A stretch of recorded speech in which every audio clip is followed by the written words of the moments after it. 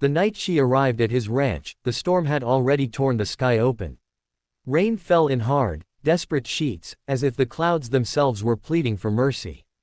Jack Callahan was in his barn, tending to a newborn calf, when he heard a knock on the door of his farmhouse, soft, shaky, almost lost beneath the thunder. No one ever came out this far, not without a reason.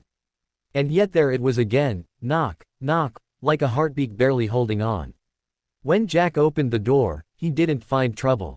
He found a woman, soaked, trembling, and holding a little girl tightly against her chest, as if letting go for even a second would cause the world to fall apart. Her eyes met his with a mixture of fear and fragile hope. "Please," she whispered, "I just need somewhere safe." Jack didn't ask who she was. He didn't ask where she came from. He simply stepped aside and said, "Come in." Sometimes kindness doesn't need explanations, it just needs a door that opens. Jack was a man shaped by quiet. After losing his wife and son in a highway accident years before, he had learned how to live with emptiness. The ranch kept him busy, but the silence still followed him everywhere, especially at night. So when the woman, her name was Elena, and her daughter, Rosie, came into his home, something shifted in the air.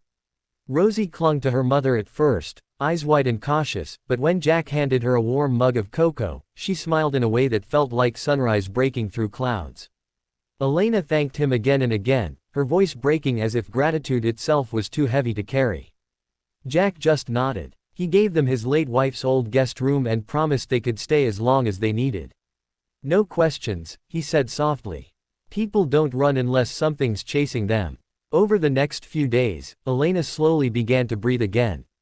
She helped in the kitchen, laughed quietly with Rosie, and sometimes watched Jack from across the room with a look that felt like recognition.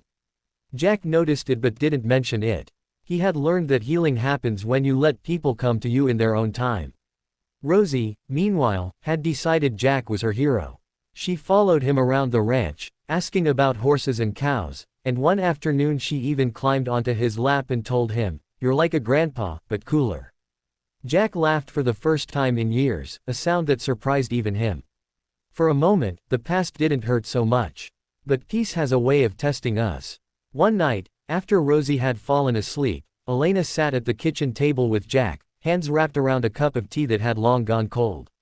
Her eyes were distant, as if she were staring at something far away and terrifying.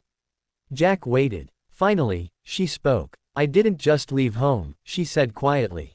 "I ran." Jack nodded. "Most people do." She swallowed hard. "The man I ran from, he's powerful.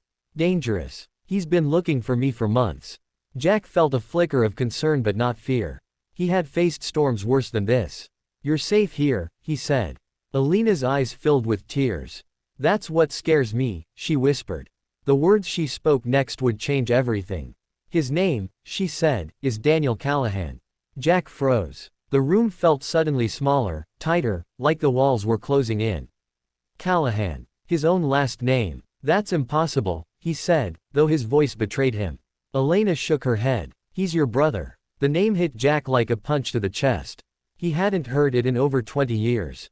Daniel, the brother he had cut out of his life after Daniel became cruel, greedy, and violent. The brother who believed the world owed him everything. Jack stood up, his hands trembling. "Why would my brother be hunting you?" he asked. Elena's voice was barely audible. "Because I testified against him. I was his accountant. I saw the money laundering, the bribery, the things he did to innocent people. I went to the authorities. And when he found out, I ran with Rosie." Silence stretched between them like a fragile bridge. Jack felt anger, fear, and something else, guilt. He had walked away from Daniel years ago, hoping distance would fix what family couldn't. Now that same darkness had followed Elena to his door. "I should leave," Elena said softly, standing up. "I never meant to bring this danger to you." Jack looked at Rosie's bedroom door, then back at Elena. "No," he said firmly. "You don't get chased out of kindness. You stay." Days passed, heavy with tension. Jack took extra precautions, keeping the ranch gates locked and his old hunting rifle nearby. One afternoon, a black SUV appeared at the edge of the dirt road. Jack's heart sank. He knew without being told, Daniel had found them. The SUV stopped. A man stepped out, dressed in an expensive suit that looked completely out of place in the dust and wind of the ranch.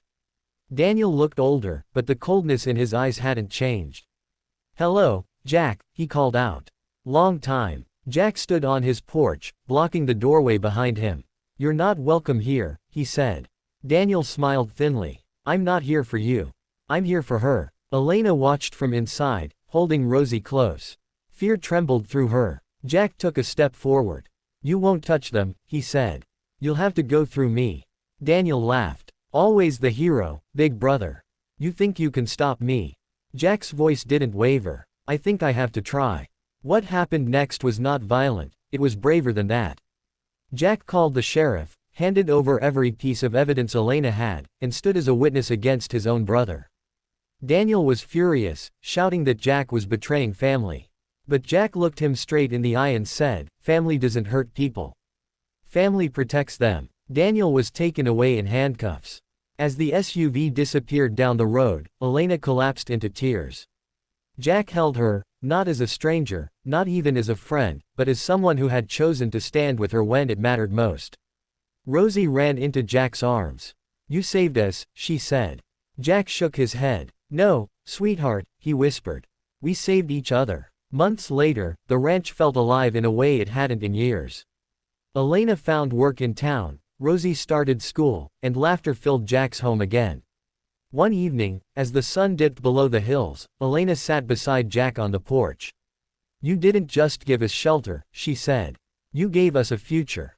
Jack smiled softly. "Sometimes," he replied, "the people who walk into our lives are the ones who heal us most."